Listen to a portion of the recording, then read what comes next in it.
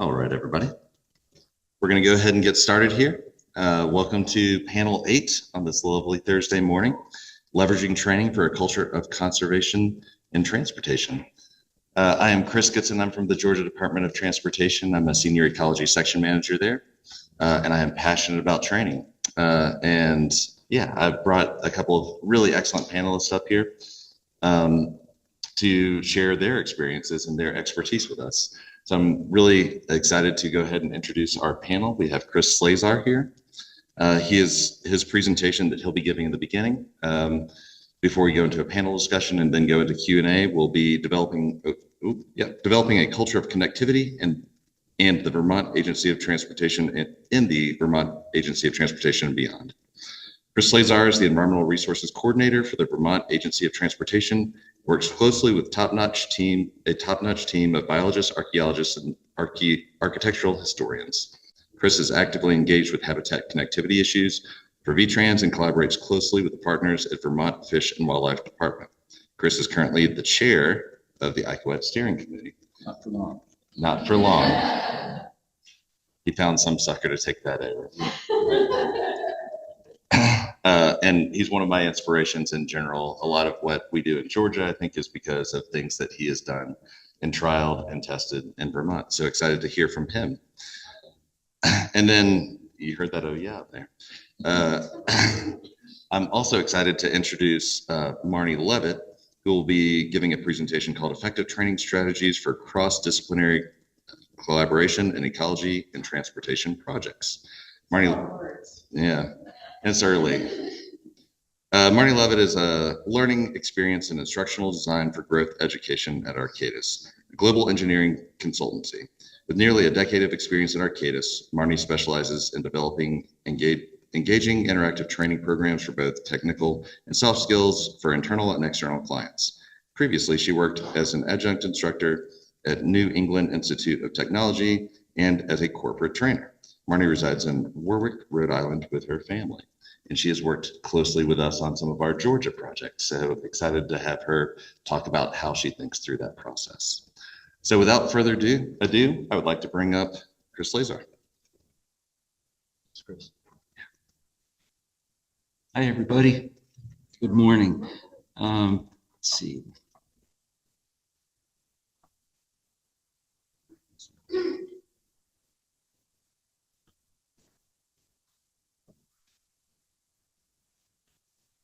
So should I use that? I can use these. Cool. Good morning, everybody. I've been asked a number of times, how does VTrans foster a culture that appreciates, understands the concepts of habitat connectivity? What is it about VTrans in Vermont that supports a culture where the men and women designing bridges, planning projects, driving the snow plows, replacing culverts? What is it about that atmosphere that fosters a culture that cares about biodiversity and ecological impacts of our work? I think in large part, there's an environmental ethic baked into the DNA of most Vermonters and most of us in general. That said, probably the most effective tool that we have for enabling VTrans staff to incorporate ecological accommodations into projects is our highways and habitats training. Now, I created that almost by accident. It's almost embarrassing to talk about that, because I had this delusion that we were going to create a task force of sorts that was going to collect data on Vermont roads and advise on where to put wildlife crossings. Now, that was back in 2002. We were a lot less sophisticated back then. But it quickly became apparent that the training had a unique type of magic. And I would notice people talking about what they learned around the proverbial water cooler at work. Folks from all over the agency were asking, how do I get into this training? What's it about? And so since 2002, we've been doing these trainings, and they've been an excellent way to expose transportation professionals to the importance and fundamentals of road ecology. We almost always have a waiting list. In that time, over 200 staff have gone through the training program. And because of those trainings, we're confident that design and engineering staff understand the value of habitat connectivity and support, even take ownership of connectivity issues and initiatives.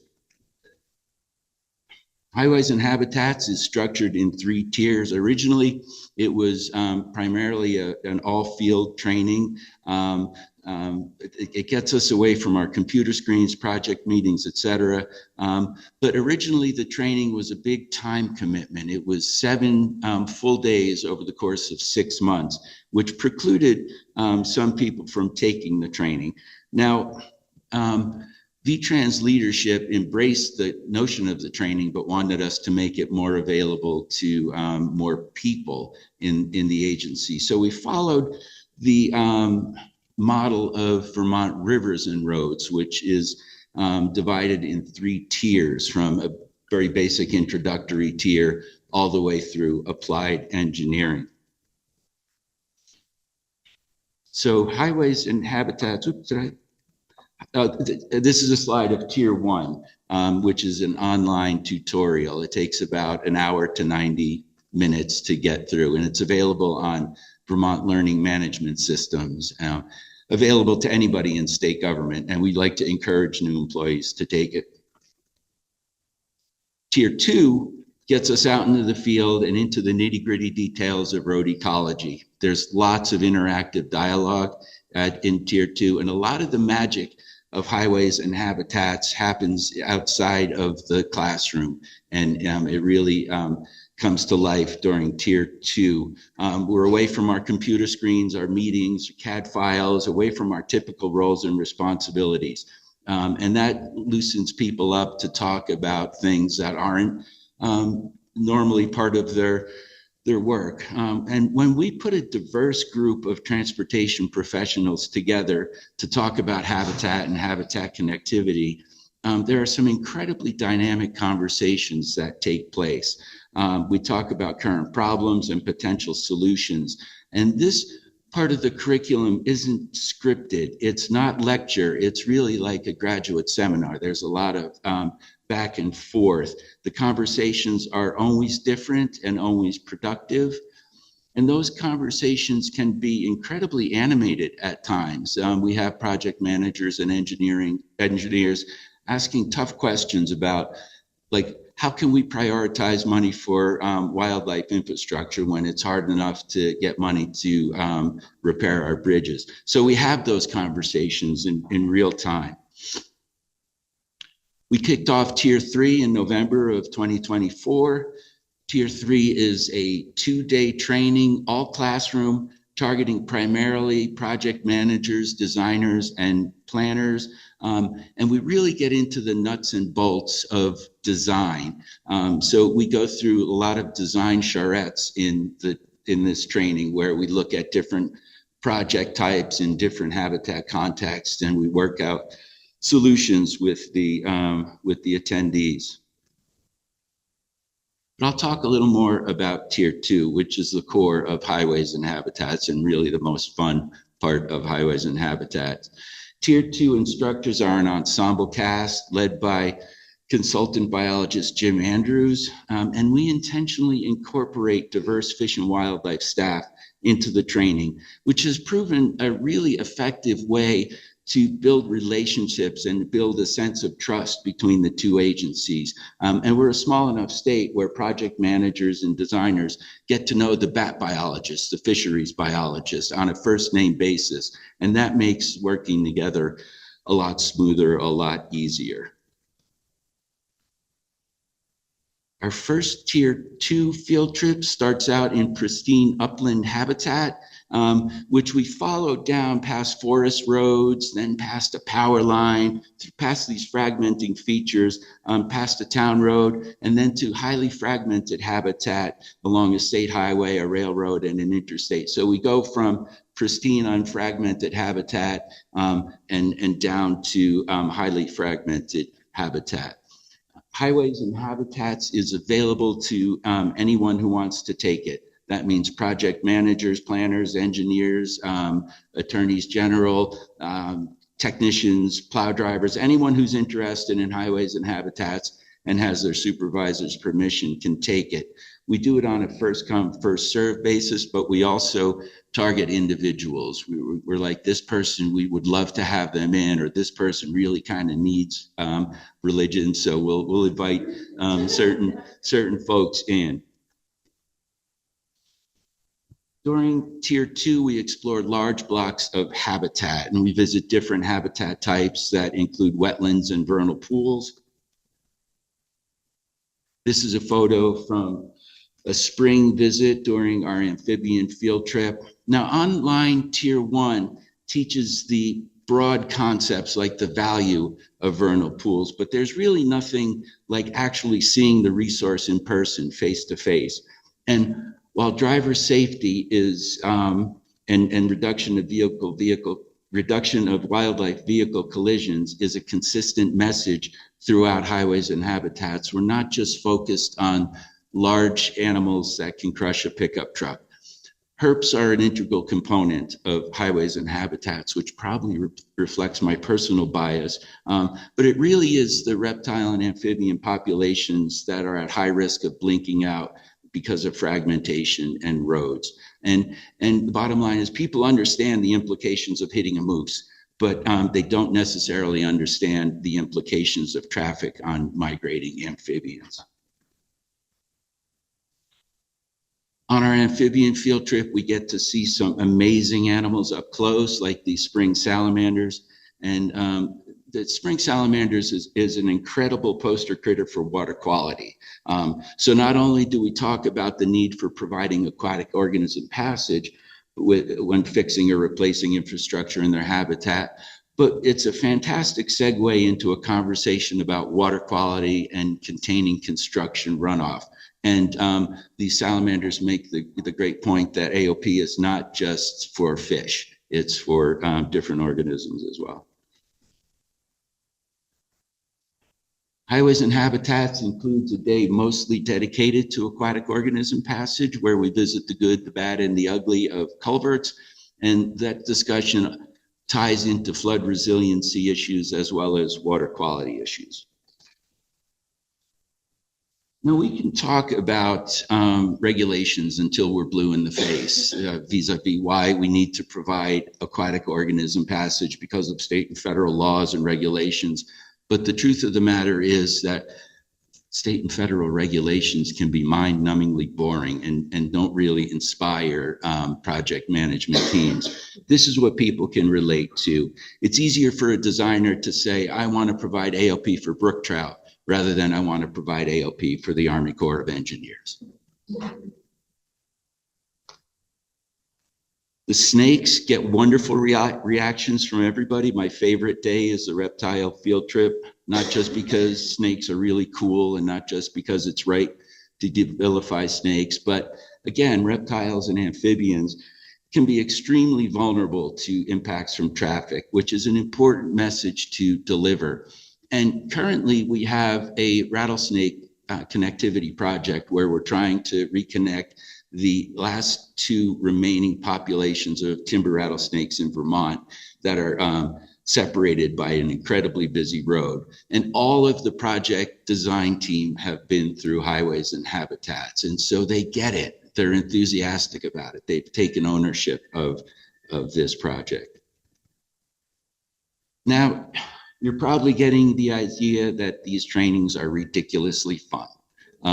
It almost feels like we're getting away with something, but rest assured, it's absolutely 100% quality and focused interactive learning. And it's not a prescriptive training, right? We're not telling project designers and managers what to do. We're not dictating to them. It really is about empowering participants with an understanding of the nexus of transportation and ecology. And I think they appreciate not being lectured to and told what to do and getting to those conclusions on their own.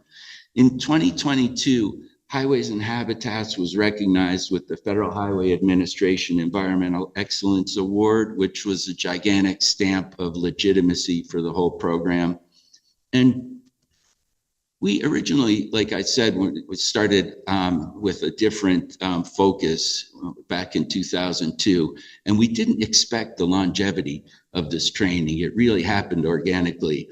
And one of the most surprising factors, one of the things that was not planned in the curriculum, is that because we've been doing this for so long, some of those young engineers that have cycled through and moved on, they've moved on to upper management and leadership positions within the agency, which is extraordinarily important in terms of culture change. Now, there's a big appetite for this type of training. The Nature Conservancy has picked up on the idea, and they're currently in process of building, and almost finished with it, building a larger scale tier 1 of highways and habitats for the Northeast, which includes states from Maine to New Jersey. So they've visited all those states and are showcasing the best of connectivity work. And it's really a great primer for road ecology. And it's targeted at a broad audience, and particularly looking to reach leadership types. It's divided up into 5 video modules that are professionally put together, and we're all looking forward to seeing where TNC takes highways and habitats. Now, the best way to summarize the results of highways and habitats is that we find that when we have a conversation about AOP or connectivity with project management teams, we're starting at a point of why is it important on this project, not why is it important at all. And so we're starting at like a really good point, and that they understand the fundamentals of road ecology, and they want to know why on this project. And that can be characterized as culture change. There's been a shift in awareness and understanding about the interaction between transportation infrastructure and habitats at the agency, and what can be done about it.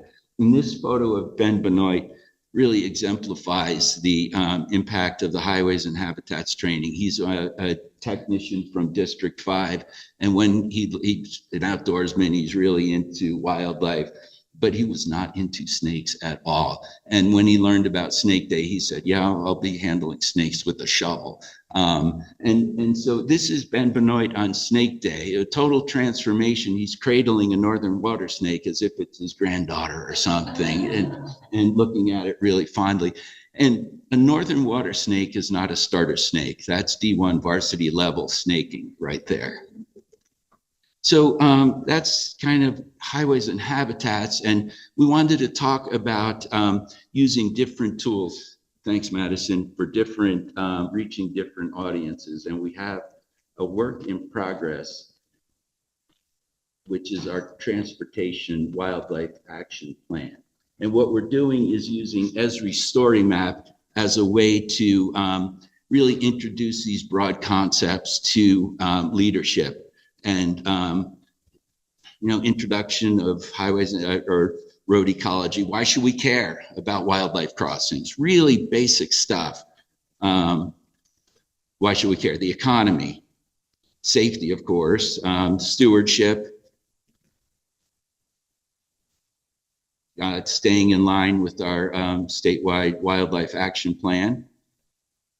And of course, there are state and federal regulations. Now, this is really, and the good news is wildlife crossings work.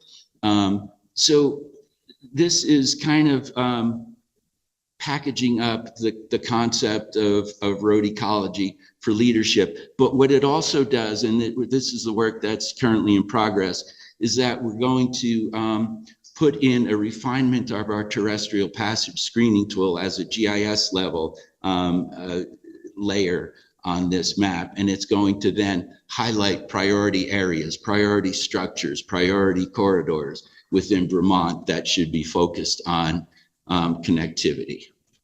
We've also used Esri's story map for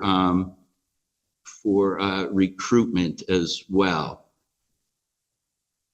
See if I can get back to the presentation mode. I'll just go back to the presentation because I think I went over a little bit. So basically the message is different tools for different audiences. And with our statewide wildlife action plan, we've got a targeted audience delivering kind of the same message, but also providing them what they want, a decision-making tool of priority structures and corridors. And this is just a quick look at our Esri story map. We use that as a recruitment tool for our biologists. We've used it as a recruitment tool for archaeologists, and it really just makes the job look so appealing. And we've gotten a lot of good feedback on that. So we'll be taking questions later. Thank you for your time, and I'll turn it over to Mr. Goodson.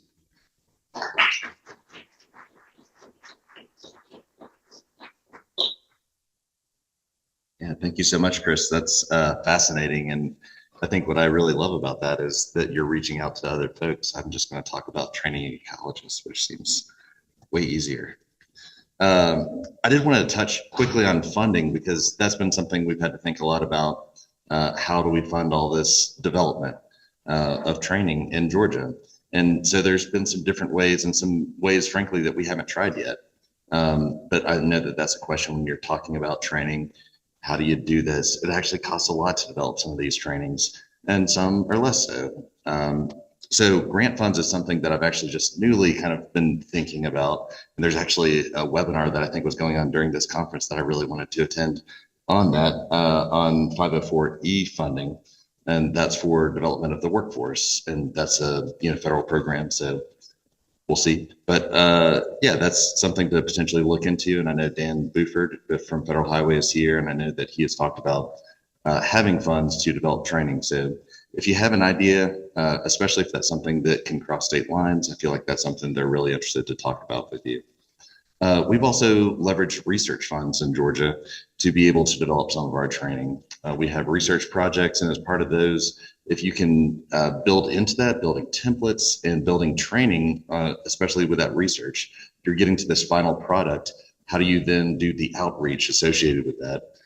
Build that into your research projects, because that's an easy way to kind of get that training component added on without having to do that separate effort. Okay, I've got this product that came from this research. Now, how do I implement it? And you're on your own. So think about leveraging research funds, because that's an easy tack on in a lot of cases. And then your own agency funds. In Georgia, we have really had to think about how we develop all these initiatives. And we've had a number of talks here talking about all those different initiatives and how we're building that. That's really coming from our own agency funds that we use to pay consultants to supplement our org chart. But as part of that, we're also able to leverage those same funds to work on some of these initiatives, whether it's developing programmatic agreements or developing training like we're going to talk about here today.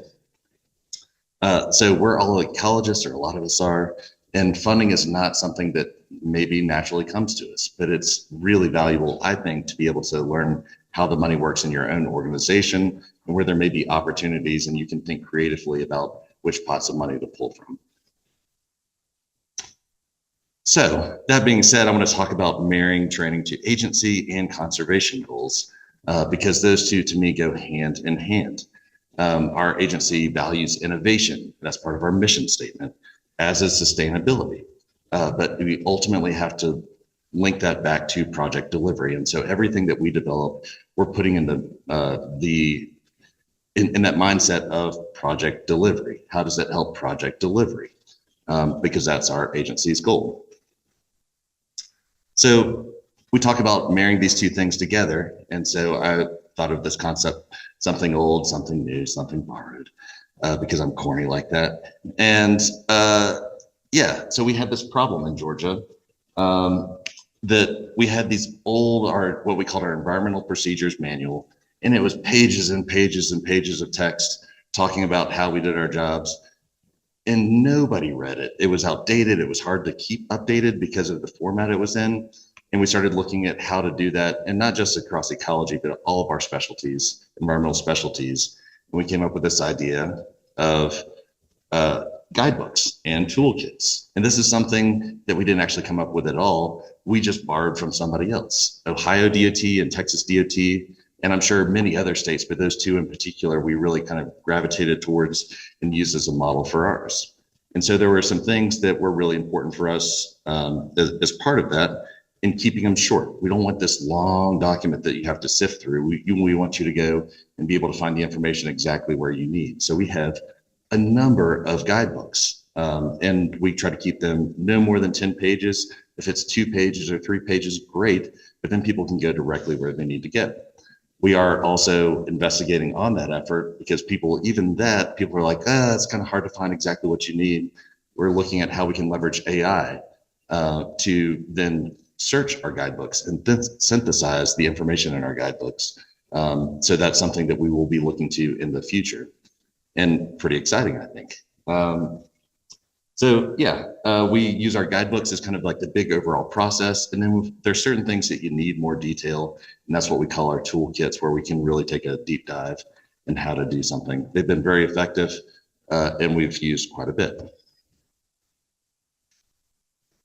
So something old is all those, we used to have our pre-qualification that you had to take a quiz associated with the environmental procedures manual. In fact, that's still in our pre-qualification, those same words, which doesn't exist anymore. And so we said, well, we need something to replace that. And we came up with a quiz where you can go through, has all these different guidebooks, and there's a quiz associated with each one. And so that's not to just like make sure that you know exactly what it is. I mean, of course, that's what you need for pre-qualification, but it's also for ecologists to be able to go and test their knowledge. And it will give you feedback and say, hey, you missed a few here, maybe go back and review that guidebook. And that can really help as an industry, all of our consultants and all of our GDOT ecologists, make sure that they have a good understanding of our program and what we need to deliver, and go back to that project delivery. And that's something that Marni helped us with. So let's get into something new. We have this idea of like, how do we bring people in? It's such a complex job. You have to not only know how to go do the field work, which I think is where a lot of people come in. They're like, I've done some of that in school, but how do you just bring people into the industry? And most of the people, at least me, I fell into it. It was a job opening, and I got into transportation ecology, and I was like, oh, that's cool. And I stayed here for like 18 and a half years, and I think I'm home. So I want everybody to have that experience and feel like that's where they can really leverage training for like great conservation outcomes, because that's how I feel. And so we took a page actually out of Vermont's book, and it came through our historians and our archaeologists. They said, hey, look at this cool story map out of Vermont. And I was like, that's neat. I scrolled through the end of that story map, and I was like, that's incredible. I want to do that here. And I asked Chris, I was like, do you have one for biologist position? He's like, yep, sure do. And I was like, that is neat. So we want to bring that attention to people before they ever are ready to come into the workforce, or for those young professionals that we could kind of link to this too and direct them to, so they can understand what our industry is about. So that's a little bit of a different take, I think, from what they've done in Vermont, and that we just want to bring awareness to our industry. This is something that we want our consultants to be able to use, and that GDOT can use, just so if you have a job ad out there, you can say, hey, go to this link if you want to know what our industry is about. And we're hoping that that brings in more qualified folks and better prepared folks into our industry, so that maybe that onboarding isn't quite as difficult. But once you're in the door, like, how do you train those people? Our jobs are complex, and you have to know not just ecology, but you got to learn how to read plans. You got to understand construction techniques, and then you have to understand our project delivery, which is very complex, and schedules. Again, we're ecologists. Like, that doesn't necessarily come naturally to us. And so we wanted to start to standardize that, because it kind of, we saw even internally with GDOT, that depending who your supervisor was, you progressed at different rates, you knew different things, and there was always those knowledge gaps. Oh yeah, I forgot to tell you about that. So we wanted to standardize that just as a tool. And it doesn't mean that you have to do that to get your promotion, but we are setting up in a way that certain information kind of builds on one another. And pretty soon you have a much better understanding of your role, and you can be more effective in that role.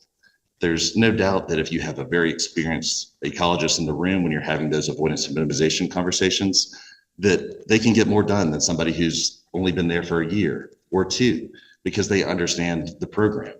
And so we want our ecologists to be some of the most educated people in the room, and we want to get them there as fast as we possibly can.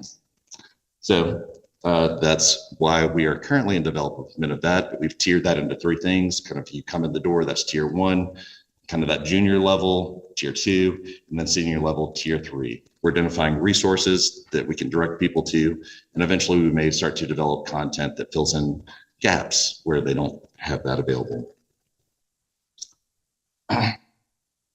We had another problem, which is our program continues to grow in Georgia. We keep getting more and more state funds, and we're talking about like growing like in the billions. And so all of a sudden, all these programs are coming in, and we have the same workforce. We have the same consultants, and GDOT are always looking for good people. But we need to bring in other consultants as well. Part of our pre-qualification process says that you have to have experience doing a state buffer variance, which is a state law. And so if you have any firms that are outside of the state, how do you break in? How do you even say, oh, we might want to start an office in Atlanta if you can't get the experience that you need to get pre-qualified with GDOT, who has all this work and all these funds to give. And then also with individual permits. You don't do a lot of individual permits. How do you get that experience if you don't have it? So people are going around trying to find, somebody from some industry who's in an individual permit just so their firm can get pre-qualified. And that didn't seem like that was a good model. So we wanted to come up with something to kind of replace that requirement. And we came up with these training modules. Again, something that Marni will talk more about and how we put those together. But those training modules walk people through the process of doing a state buffer variance and also individual permit. That's something that's available in our learning management system and anybody can take. So we're pretty excited about those and what they can mean for us and bringing more people into Georgia to do work. All right. On those training modules, we're currently in development of something assessing aquatic habitats for non-aquatic ecologists. We kept having people that were going out and saying, oh, this is suitable habitat for an aquatic species. We have 130 something state and federally listed aquatic species or semi-aquatic species. How could you possibly be an expert in all of those things? How could you possibly assess all those habitats? So then the aquatic ecologist gets out there, we're paying them for their time to get out there, and they get out there and they're like, this isn't habitat. So we're creating these modules for how we can, we've identified that area of like, okay, this is a problem. We're spending money on this thing that we don't need, and that's easy to sell. Okay, we'll take those funds that we're spending on all these aquatic surveys that aren't needed, and we're going to put that into development and training. And so that's an easy sell to our management. And just because I borrow everything, I borrowed this picture from Chris Slesar's Highways and Habitats training. He didn't know that.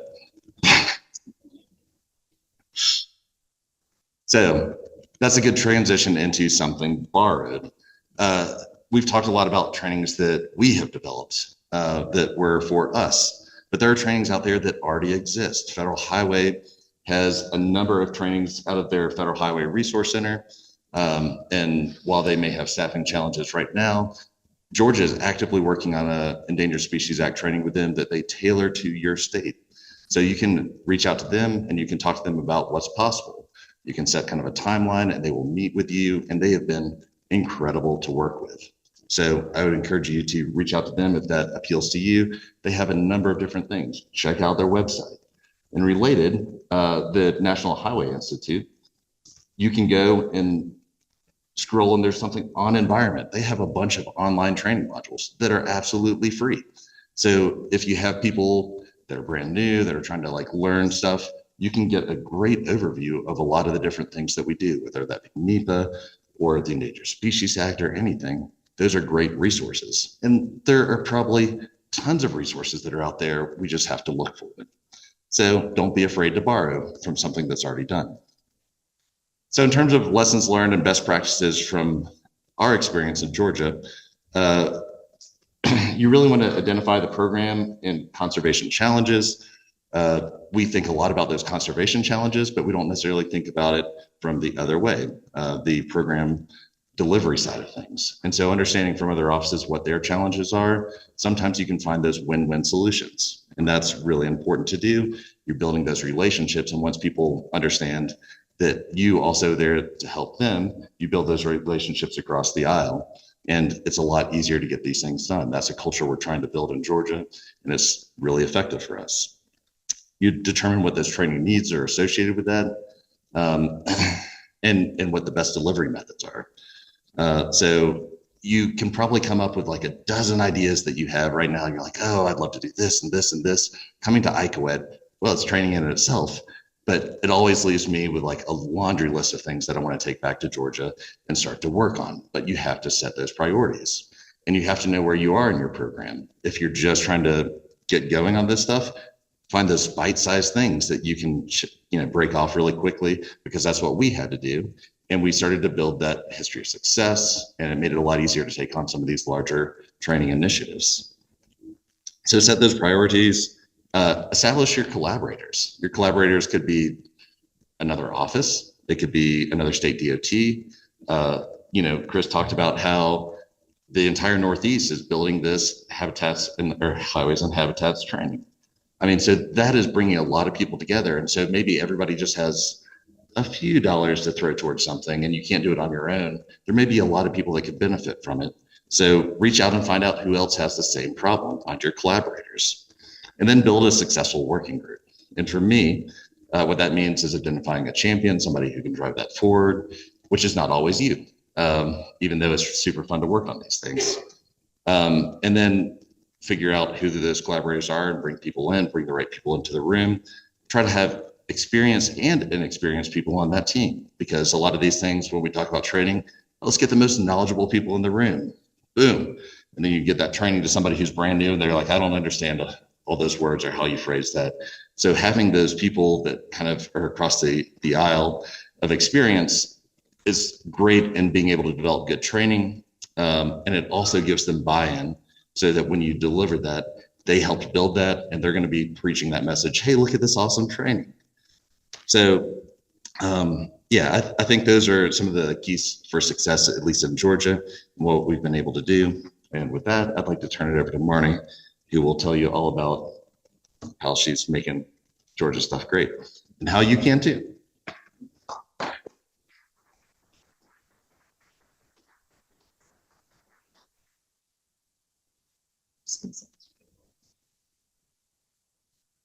So the climate here is very dry compared to Rhode Island, and now I don't have a voice, and there's some pollen or something that has just attacked me. So I apologize in advance if I'm a little scratchy today, but thank you, Chris. And Chris, I'm so excited to be here. When you think of conservation, do you usually picture data, design, field work? Do you ever picture training?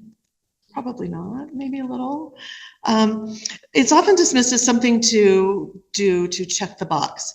But what if it were something more, a tool to move people and drive change? And hopefully I hit the right button to move this over. Yay, there we go. Okay. So why does training matter in this space? Training as a conservation strategy. What role does training play? When it's designed with purpose, it's more than a formality. It becomes a conservation strategy. When done well, training solves problems, builds partnerships, and removes barriers that slow progress. So the information that you're going to get from me today is not necessarily ecology related, but it's about training and adult learning. Training competes with really busy schedules. We all know that we have very little time allotted for training, so it must be worth our time. Adults want learning that builds their experience, builds on your experience, connects to real challenges, and delivers immediate value. Relevance and respect are key. So all of us are adults. We're all very particular in how we learn. Let's talk a little bit about what makes us different. And let's just see if any of this resonates with you. Adults prefer training that is self-directed so that they can take control of the learning process. Think about that a little bit. That doesn't mean that this kind of training is bad. It's just that we tend to prefer our own being in control. Adults have a lot of experience that they will draw upon and integrate with new knowledge. When things are relevant, adults are motivated to learn, especially if there's an immediate benefit. And adults like to learn when they can apply what they learn right away to a task or problem to be solved. How many times have you taken training and then all of a sudden you're like, I'm never going to use this? Or 3 months down the road, wait, I think I remember something about what I learned. So the bottom line is that training should respect our time, connect to our role, and be actionable. So the starting point for any training effort should be, what problem are we trying to solve? And this question is your anchor. Training may not always be the answer, but when it is, it should be a strategic part of the solution. And remember that if you're just sharing information, that can be done in an email. You don't need to create training around sharing information. And so I'd like to continue the story of the individual permits that Chris just mentioned and dig a little deeper into the problem that he was faced with and why I was brought in to help. So for GDOT, there was a lack of accessible and scalable ways for consultants and internal staff to gain the required experience. Let me just move this down a little bit so I don't lose my notes. Let's see, I just lost my train of thought here. Okay, so there was a lack of accessible and scalable ways for consultants and internal staff to gain required experience to perform these specialized tasks, like the individual permits, which are rare, and specifically for Georgia, the buffer variances, both of which are pre-qualification requirements for consultants and subcontractors for working on projects with GDOT. This created a little bit of a bottleneck in staffing capacity, particularly as the demand for ecological work grew. To tackle the analysis of this, I asked a bunch of questions. And these are guiding questions that I would ask in any training analysis, which are your who, what, where, when, why, how. And this is going to form your training roadmap. You don't need to follow them in strict order, but each one deserves consideration. Let's talk through them with real examples and insights. So first is what? What is the problem you're going to solve? And what behavior or skill needs to change? And this is really important. Are we trying to, again, share information, or are we trying to teach a capability or teach a skill? Remember, this is your anchor. This is your most important question. It's your problem statement. If it's unclear, training may not be the right tool. And so a sharp what keeps your training focused and useful. Next is who. Who is this training for? And who else could benefit? That's the key. If you're designing for a specific group, ask if the same content could support others, like contractors, field staff, partner agencies.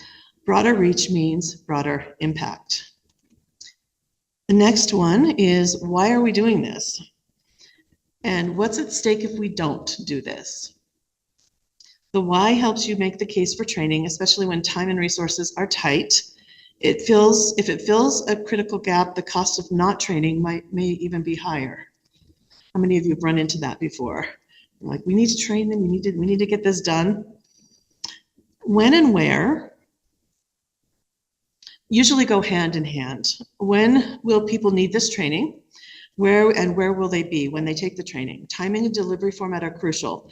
Training must meet people where they are, in the field, in the office, or on the go. Accessibility and flexibility increase the impact. And the last one is, how will the training be designed? How will it be delivered? How will it be sustained? Who are your partners, subject matter experts, reviewers, champions, and who will maintain it? Training isn't one and done. It needs ownership. It needs support and updates to stay relevant. It's very often I do my best to make training as evergreen as possible so that it sticks around, but things change, as we know. So let me continue with the story that with GDOT that Chris started telling you. So I worked on 2 major projects with GDOT. One was the buffer variance training, which again was specific to Georgia, and the other was individual permit training. Individual permits, though rare, were important and could cause project delays if not filled out properly. At GDOT, there was a roadblock. Projects could stall or delay because there weren't enough people with the right experience. The process to qualify internal staff and external contractors created a bottleneck. They needed people who had done the work before, but there was no way for them to get the experience in the first place. It was a catch-22.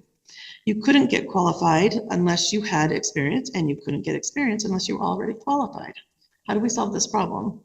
So GDOT flipped the script. Instead of waiting for experience to appear, we built a structured training path that created that experience. With input from subject matter experts, we designed realistic, field-relevant training. This is a lot of text over here. I'm reading this. I'm like, I should just tell the story.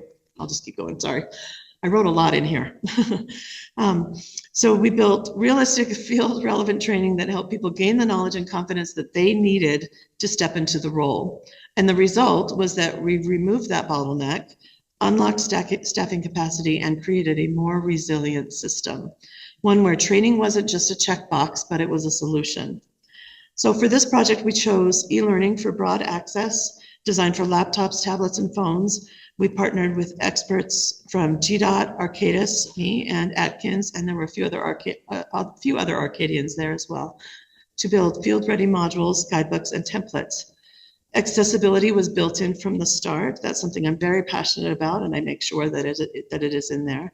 And the training mirrored real workflows, so it could be applied immediately. And I just want to give a quick shout out to Christina, who's sitting back there, who was my partner in crime from Atkins. Got to know each other very, very well on these projects. So let's return to this question. What role does training play in conservation? You would likely not think that training around how to fill out paperwork would have a direct connection to conservation, but let's review the reasons why this training was the solution. The training modules were created to serve in lieu of direct experience for pre-qualification purposes, reduce the training burden on experienced staff, improve document quality and consistency via new templates and structured guidance, enable more equitable access for smaller and out-of-state firms. But there were a few more benefits that we found. It boosted the confidence and the competence of ecologists when engaging with project teams. And overall, it freed up time for ecologists to focus on more impactful field-based conservation work instead of sitting at a desk and filling out paperwork. So to conclude my part of this presentation, I just want to touch quickly on storytelling. This is something that I am very big with because it really makes a big difference in how effective training is. There's many ways to create training that makes an impact, and we saw this with highways and habitats. Another way is to use stories to bring training to life, and it's not just once upon a time. You can go beyond a simple scenario with a story that includes compelling characters, conflict, and a desire for resolution, which is what a good story includes. And if we want to make training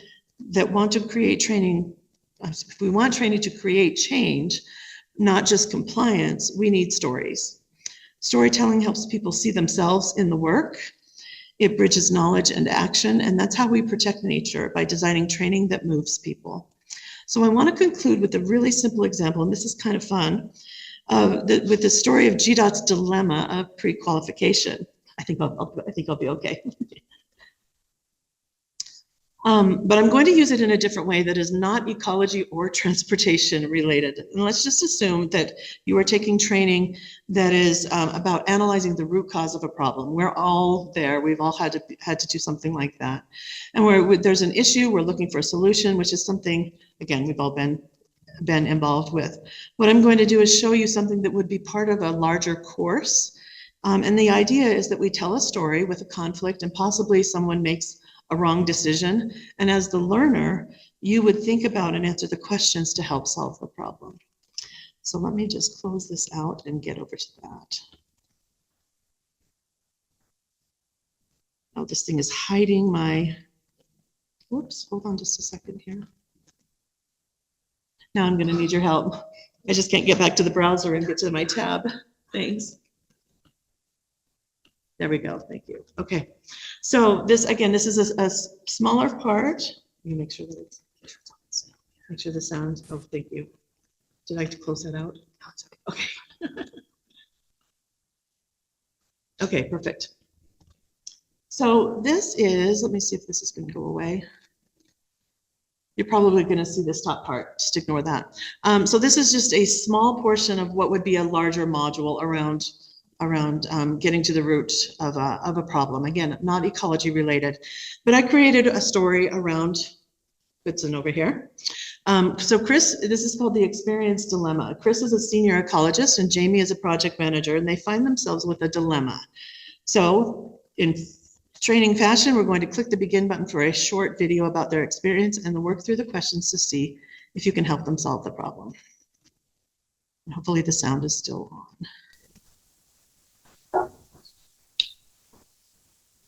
What's that problem? Because our qualified firms are such things to do. So they cut off without explanation. Your dog is 5 years about to get experience of the valley. Otherwise, no doubts. Like slow. That's the thing. With the experience of your dog, and now we don't have enough people or contractors with bad experience. So they do. Especially small firms who want to start to work with wood. We've got solid people. We just don't have the magic. You got to say. I just got, the company that doesn't speak. I think we just need to hire people to run this law. You can't put the budget on hold. All right, so there's our story. Excuse me. Now, what do you think they're going to do next? I will really. They're probably gonna hire the firm that's not technically qualified and it will go. Yeah, so we have a problem here. So here's the thing with stories. There's a conflict. We want this to be resolved, don't we? Hopefully they make the right decision. So I'm going to go through this really quickly. I won't make you take this with me. There's only a few more slides. The first question is, well, how do you think that Chris and Jamie are feeling? Annoyed, frustrated, anxious? Guess what? It's probably all three. Let's explore why. It's easy to see that they're frustrated. And what do you think is the problem? And I'm just going to type in this catch-22 that we were talking about earlier. Obviously, you'd want to think about it a little bit more when you're going through the training, but you can see that they both realize that the pre-qualification requirement is important. There's a risk to project timelines. Not enough firms are pre-qualified and so on. What are your thoughts about Chris and Jamie's idea to hire the contractors with pre-qualification? Yeah, it's risky. I'll put that in there. Okay, so notice that as I set this up, there's no right or wrong answer. It's just your thoughts. You're thinking through the problem. So let's look at the options that Chris might consider. And there's three options here. So one is to remove the requirement for pre-qualifications, so the work can get done hiring inexperienced firms anyway, or creating training. And I just want to show you that this is set up so that you get feedback for each one of these. Well, this might not be a good solution because of whatever, and you can try again. And then here's our correct answer, creating training. So let's see what Chris did. And this is the final part of this training, or of this part of the training. Hey Chris, we have 3 project delays in 6 weeks. Jamie says we're short on consultants. What's going on? What do you want? What happens?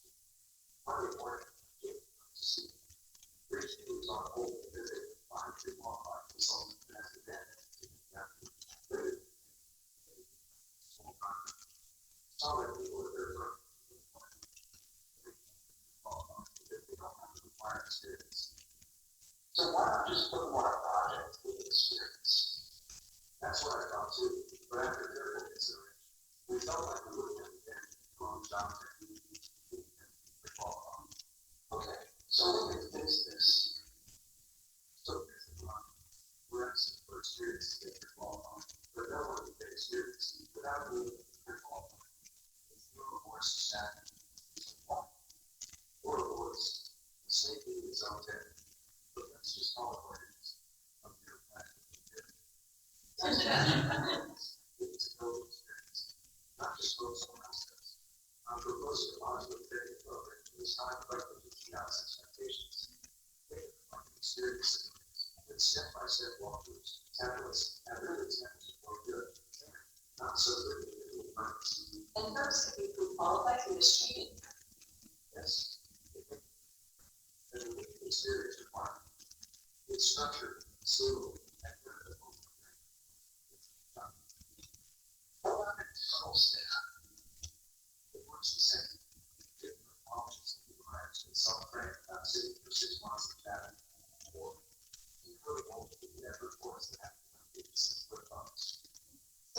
to our standard, and we're all acceptable.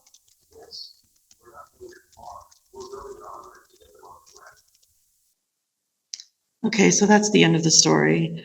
And in the end, the final follow-up slide is the solution Chris proposed did solve the problem. And then we'll exit the course. I won't do that right now. I'll just kind of close this out. And I believe, whoops, there we go. We are at the end. I don't even have a closing slide, so we're at the end.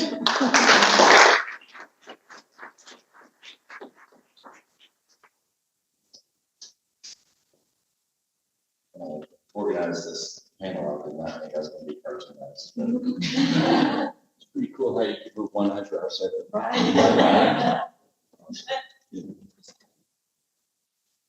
Yeah, so we're going to move into a panel discussion, and rather than doing Marni Chris for total confusion, we're going to just call me Goodson, since we're with Chris.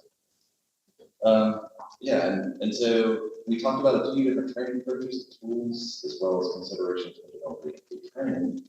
Marni, where should people start the process? So I think that, I mentioned this before, but it always bears repeating. You always need to start with a problem. What is the problem you're trying to solve? Before you jump into what my learning objectives are. You're all familiar, I'm sure, with the PowerPoint slide that comes up in this session. We will be able to talk about that. Start with the problem statement, because once you start with that, then you'll be able to move into personas and figure out who needs this training. So that's definitely where I'm starting. We are trying to do something. And Chris, Slesar, you mentioned the power of culture change, and I would love to hear a little bit more about yeah, it's funny. I was talking about culture change with a buddy of mine who's a cultural anthropologist at Middlebury College, and I always thought that culture change was like this big epiphany watershed moments, like Beatles land, and then wow, culture change. But he pointed out that culture is always in a state of flux. It's always ebbing and flowing. And the agents of that change are members of the culture. So in the culture that you're in, you're the agents of change within that culture. And some culture change examples from VTrans, it's just that rattlesnake project, how smoothly that has gone through. Because rattlesnakes aren't necessarily the most warm, and I think they are, but they're not considered the most warm and cuddly creatures. And then another example is we wanted to eliminate plastic erosion control matting because it entangled wildlife. And we had a hard time with that. We brought it up years and years ago, and the construction division just pumped the brakes. So they're like, no, we can't do it. It's going to cost too much. The contractors won't like it. Then a few years later, we brought it up again after a mass entanglement of water snakes. And I put together a meeting, and the tenor of the meeting was completely different. The head of construction was like, all right, let's take a look at what it's going to cost. And they ran the numbers, and it would change the cost of the project by like a paving project by like $4,000 or something insignificant like that. But during the conversation, I looked around the room, and all of the people in the meeting were graduates of highways and habitats. So it wasn't like that typical reactionary pump the brakes when we talk about something environmental. They were much more open-minded. So next question is, Chris Goodson, how do you measure success for GDOT's training methods? Yeah, that's a good question. I think we're still partially figuring that out. These trainings were developed and put into the hardware management system a year or so ago. And so we asked that question and developed this panel, and I was like, shoot, I should measure success. And so I asked for the data, how many people have taken this training? And I got the data, and it was pretty good. For the guidebook quiz, like we had pretty good numbers. For the bucket rate training level, which came out first, we had pretty good numbers. And then for the individual permit training, we had like 2. And I was like, oh, that's not good.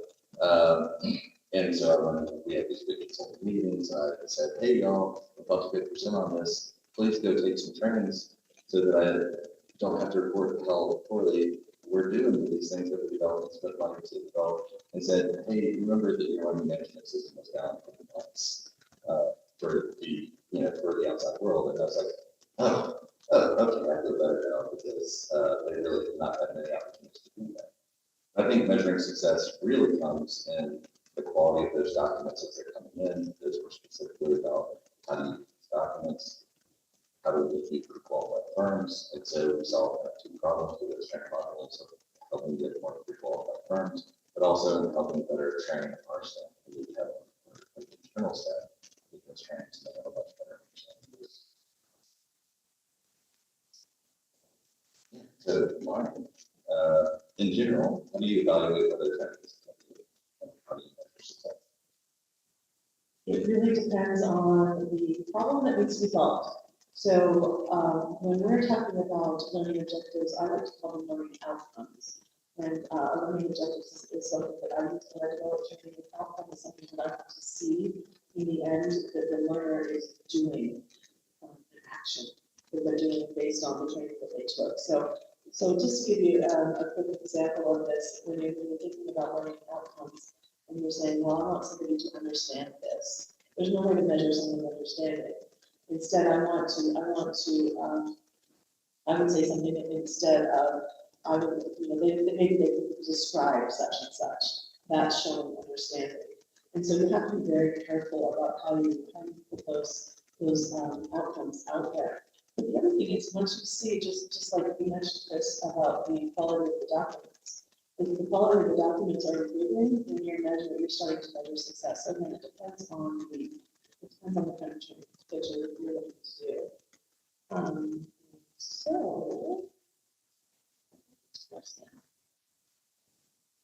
Oh, wait, it's gonna have to do. Training, it'll come right back to you. Yeah. Trainings can be thought of as a check the box thing that you have to do instead of something that is fun that you want to do. Marni, how do you break the stigma of mandatory trainings and death by PowerPoint? So that is my goal, is to rid the world of death by PowerPoint. There's so much out there. My organization, everywhere I see it. You saw an example of it when I shared the story. Storytelling is really, it just makes all the difference. And storytelling can be done through scenarios, which we used in the GDOT training, or they could do something like this, where we have an actual place that people can be immersed into the story and go, wait, don't hire those people, that kind of thing. So storytelling makes a big difference. And the other thing that to think about is, and this goes along with adult learning theory, is making sure that you are not overloading, even if you're using PowerPoint, you are not overloading the slides with walls of text. That's my biggest thing. Nobody's going to learn from a wall of text. And so you want to be very careful about that. It goes to the theory of cognitive load, where your brain can only take in so much. So what's going to happen is people are going to read the first sentence and the last sentence, and they're going to miss the meat of the information that you want them to learn. So that's pretty much what I look at. As far as mandatory training, it can be made a little bit more interesting. Again, at least 10 minutes a day. So a question for both of you. How have you seen training contribute to conservation?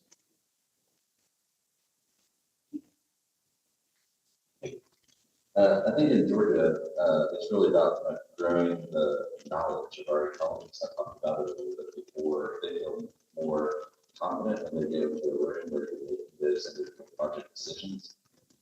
They're going to help affect that change. And so we can make those changes on individual projects, but I think it's also about building those relationships and the understanding from all the other offices, from our design, our construction folks, and helping them understand the work that we do. And I think that's something what's so cool about what Chris has done.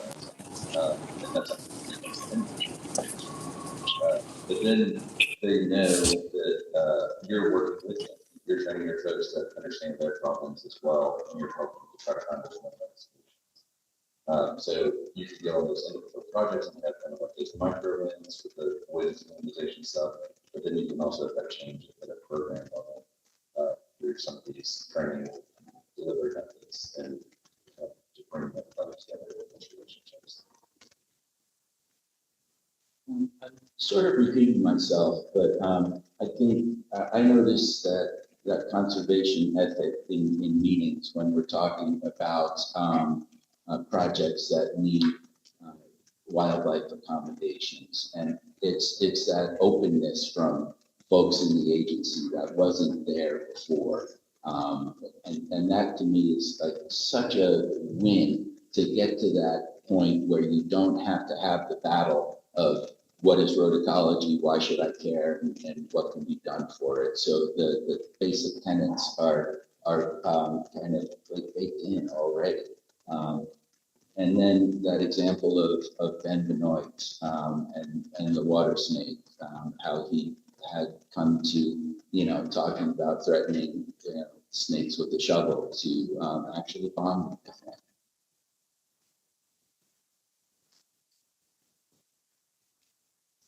Chris, when you think about starting development,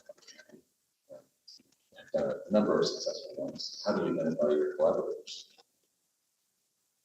Well, one of our collaborators are sort of natural fits with highways and habitats because they're our partners at Fish and Wildlife, and they want to communicate to transportation folks. And so those collaborators were an easy get.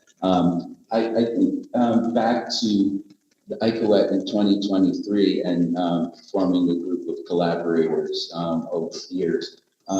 We had a group of Northeastern folks get together at ICOET 2023, and we were so jazzed up about ICOET. We were like, how do we maintain this energy? And we came up with the notion of doing another conference, a regional conference, the Northeast Transportation and Wildlife Conference, and we've done that since 2004 on the off years between ICOET, and that's kind of coalescing another community of practice in the Northeast. And we're recently, because we want to maintain that collaborative dialogue over the long term, we've recently rebranded it as the Northeast Transportation and Wildlife Collaborative, and it's a fairly small group of reps from Fish and Wildlife and from transportation agencies throughout the region.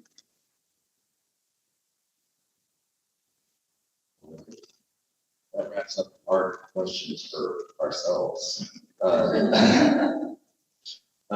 We now want to open it up for questions from the audience. If anybody has a question.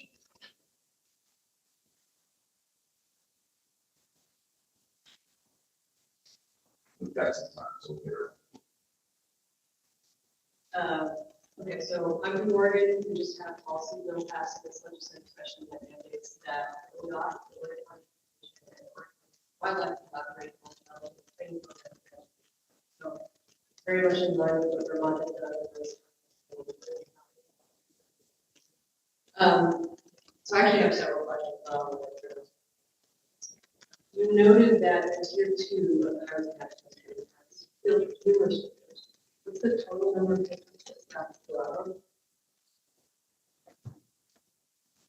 It started out when we first, thanks, Chris.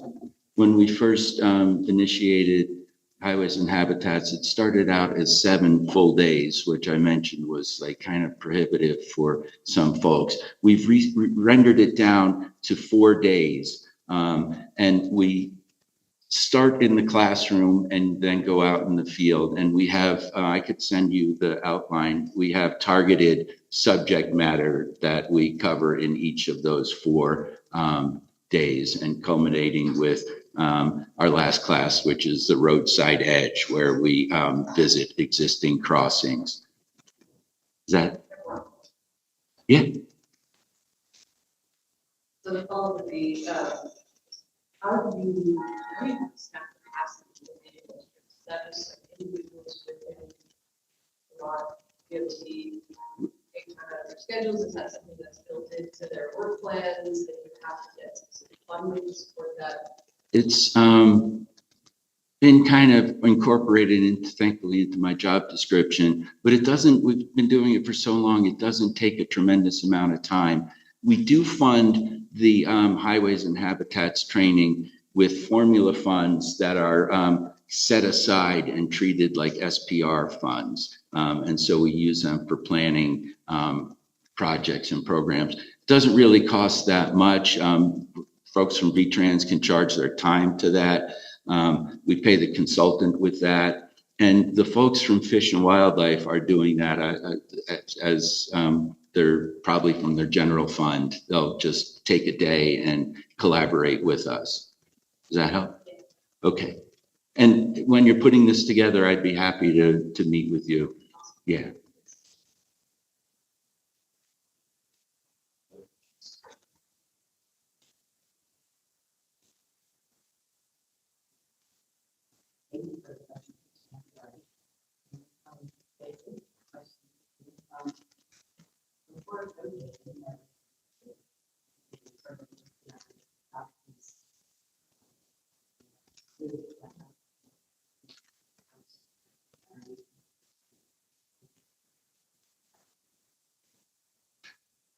Just to clarify, are you talking about the network model? So in the southeast, for DOTs, we have the southeast peer exchange now. It's not as cool as network because we opened it up to our special needs and the other areas but it is kind of invisible. I think it's really valuable and that it wasn't learned. I think a lot of Chris's work, having the regional conversations, figuring out what the regional priorities are so that we're not working in silos. As you develop training, you don't have to do it on your own. And so, yeah, that's something I'm excited about. And I think all we'll make off if we do it for more folks. But I think the Northeast model, you're not just having 6 DOTs, right? Correct. Yeah. So I think as we kind of build, and maybe get some funding back because I think we lost funding from federal government, but we'll be able to grow that model. Okay.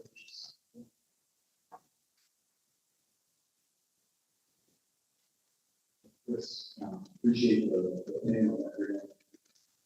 Self-report, I'm a terrible trainer.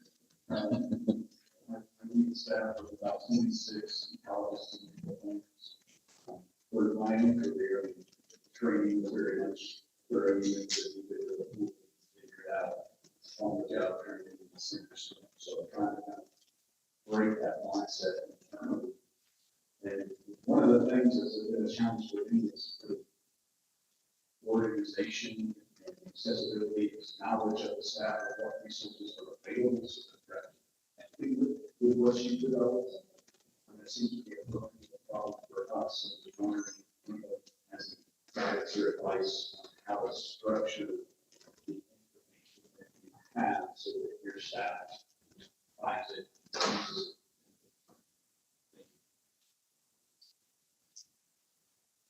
Yeah, I'll start answering that question. See if others have too much time in it. We've really had to think about our audience for all of our training. And so if it's one of our pre-qualified consultants, then we just things in a certain place. If it's like a big training module, it's got to go on our own. But we also want to make some of this stuff accessible to everybody, to public facing, like our story. We just want it to be out there. So part of that is organizing it in distinct spaces, and we kind of have like these landing spots for each one of those. We have a SharePoint site for our consultants, and we well, it needs to be reorganized. So it's we have too many folders, but that'll be a future project. We have our guidelines page, and that's where we keep things. We have programmatic agreements that everybody can work with, and our story map. We get that. So part of it is just kind of having these distinct places, and people learn. Okay, if I need this thing, I can go to one of these 2, or maybe this learning is 3 places, and that's where we're going to host all that information. So I think that's part of it. I think the other part of it is like outreach. So you can develop all the training that you want, but if you're not getting that message out, and finding those avenues to get it out, like how do I talk to the firms that are not pre-qualified? I walk around office, and I introduce myself. and that's what they'd be working towards it. And then I tell them about a little bit about us. So I mean, it's making those connections at both like the national scale and to the regional scale, those regional conferences.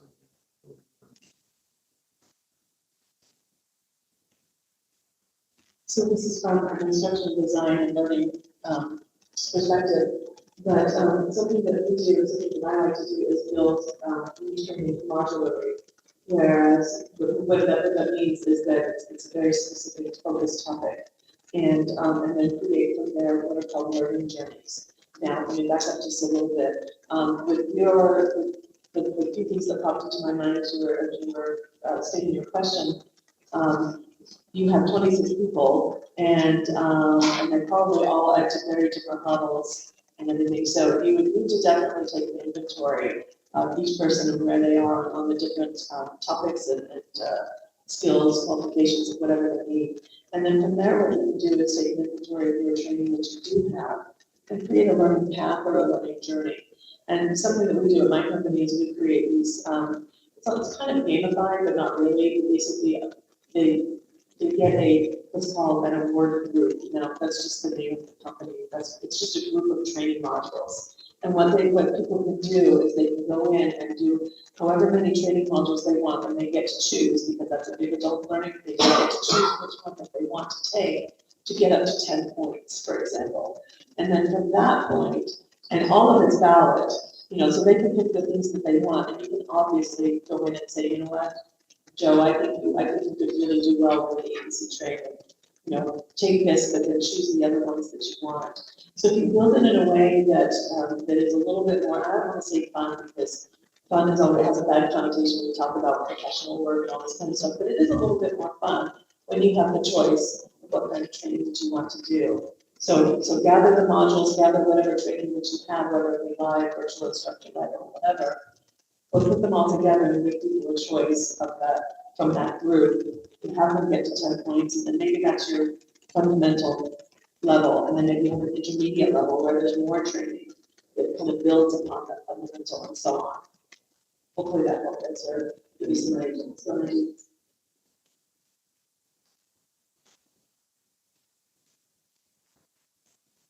I just have a basic question on how long and what the cost is for your individual country. If you can check. Yeah, so they're super cool and interactive, and you've probably taken those trainings where you go online and you hit a play button and you walk away while it just runs its course and you come back. I've never done that, but you probably have.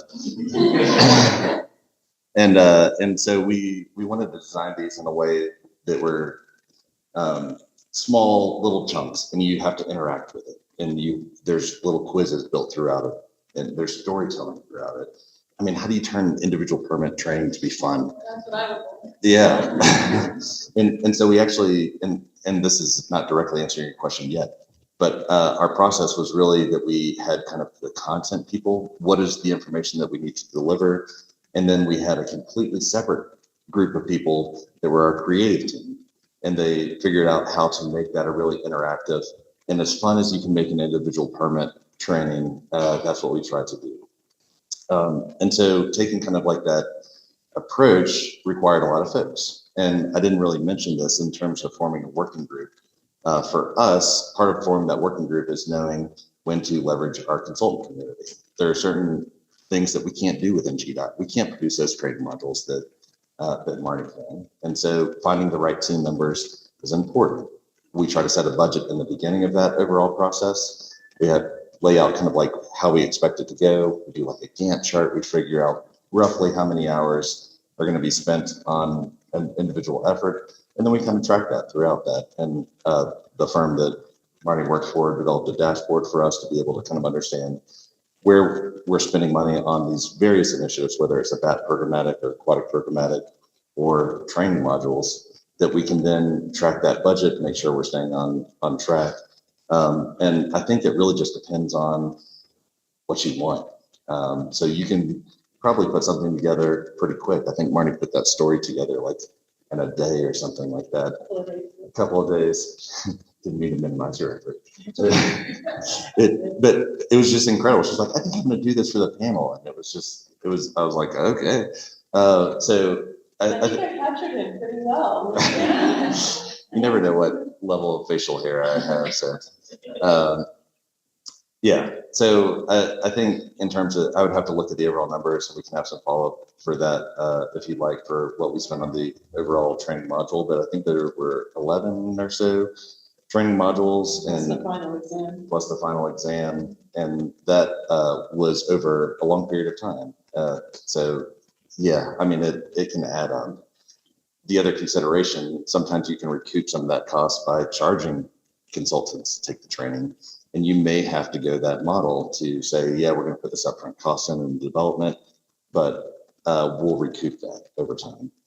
We chose not to do that because the intent was to really, I mean, we could have done that, pre-qualified firms certainly would have done it, but our numbers probably would have been way lower. We wanted it to be very accessible, and we wanted it to be as much about pre-qualification. We wanted it to be about training staff and getting their a better level of expertise. So I don't know if that quite answered your question. I don't have the exact number, but it was, it was not insignificant. Yeah, I was getting at like how much, if you charge consultants or not, and you said it was. So. For them.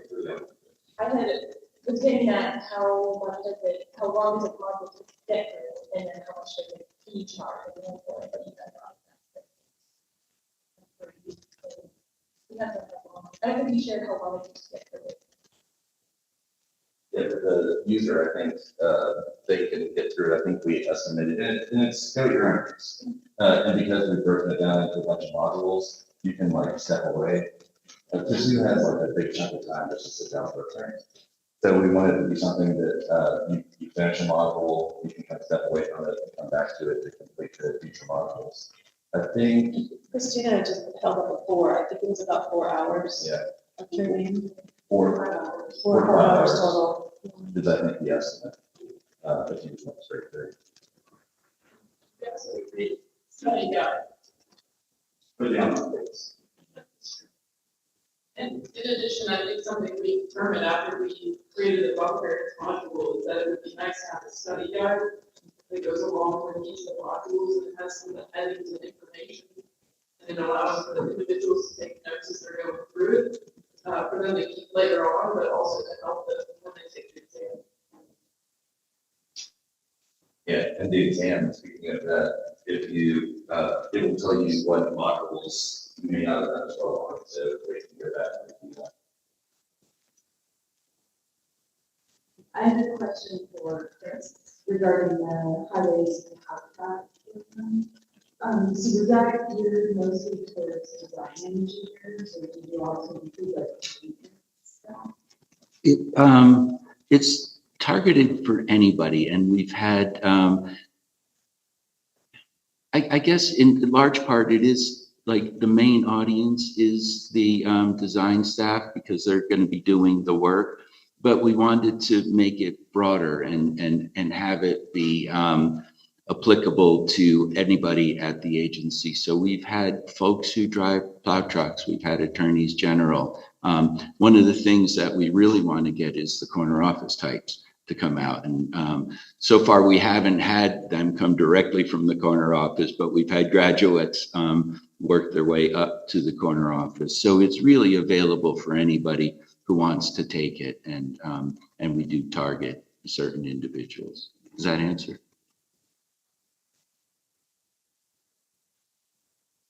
Yeah, thank you. I'm very interested. I like to see that, and I would love to do something similar. So. Yep, please do. Like Rachel, you can reach out to me, and I'm happy to spend some time. I'll bring my cohort, my collaborator, Jens Hilke from Fish and Wildlife. We're the team that puts it together, and we're happy to share as much as we can. I feel like we just need a peer exchange on that, because I think everything. That would be awesome. Yeah, that's a good idea, Chris.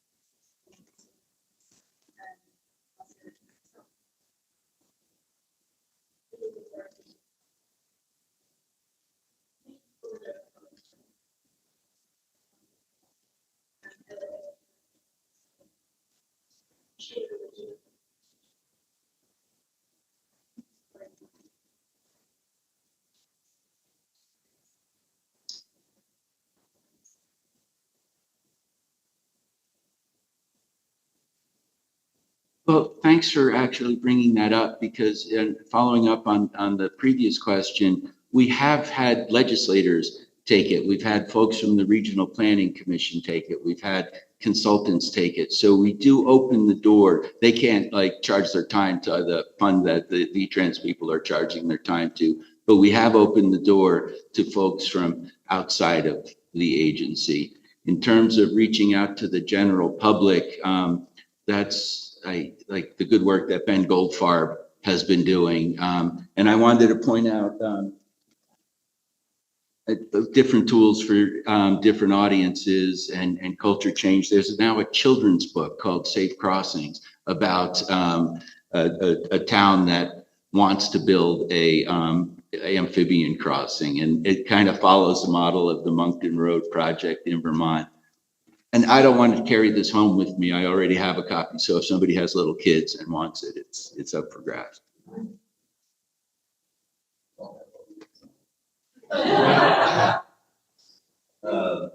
Yeah, just to speak quickly to that, I think our storybook, or story map is meant for that. We want to have it out in the public. We want to use that to reach out to colleges, but also high schools, and get people just like interested in this industry. I mean, it's incredible to me that transportation is so big, and it feels like we're small. And I've had numerous people talk about, oh, this is super cool. Like, I didn't know about all that stuff.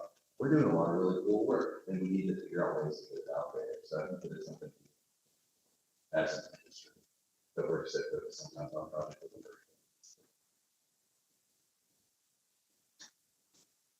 I just wanted to share on the kind of changing culture. One of the things that we do is we have to go out there and check our products. And so we'll tag along with like from the units doing a SWAT, financial we'll program the river. So we'll tag along and deal with this next big one is like they get a whole day out of the office. They're in the office 9 to 5. Those whatever 5 days a week, whatever it is. And so get one day out of the office, they just love it. And so also like we have like employees of the month, then maybe set up a separate day for them to do like a tour of our wildlife crossing. And then, or have a whole unit, like a team building activity, we can get a tour of the wildlife crossing that day, we'll take you out there, show you all about it, and show you, get dirt and all that stuff, so. And, so I just wanted to share that it's kind of changing the culture, and it doesn't have to be this elaborate training, just be a day in the field, kind of thing. I did have a follow-up question though, it's on the prerequisites. Did you actually change the prerequisite to say you could do have the experience or have the training? We actually, I mean, we got people to develop those trainings because that was the promise that we would kind of open up the pre-qualification. We just haven't got to the satisfaction of the course. But we hope that we that same language. But firms now, we say, hey, please send it in, finish it, we've taken this training. So we're already practicing. Any other questions from the audience?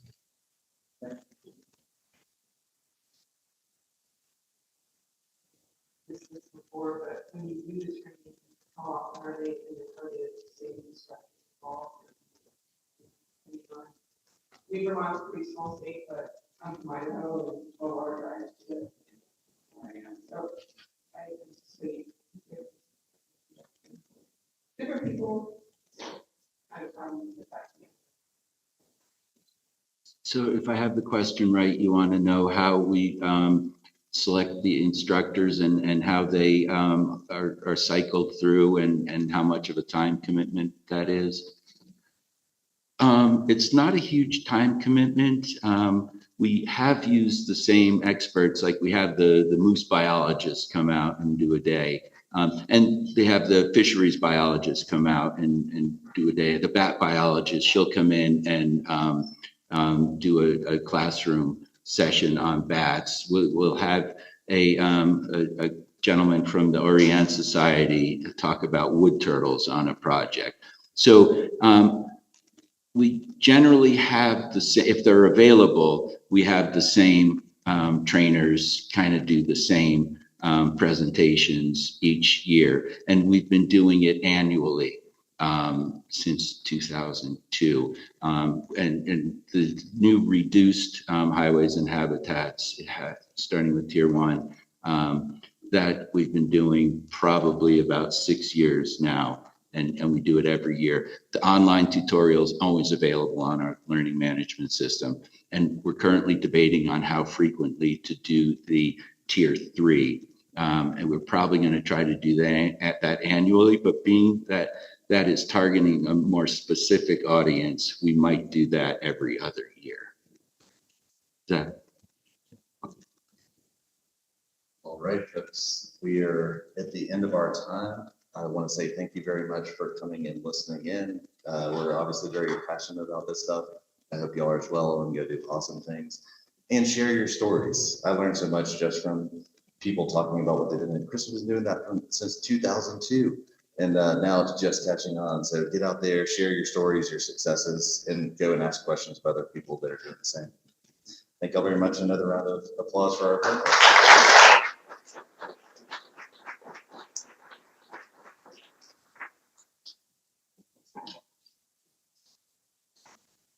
Yeah, I just wanted to say thank you again, guys, for having so much patience with me as your Zoom tech and running the show.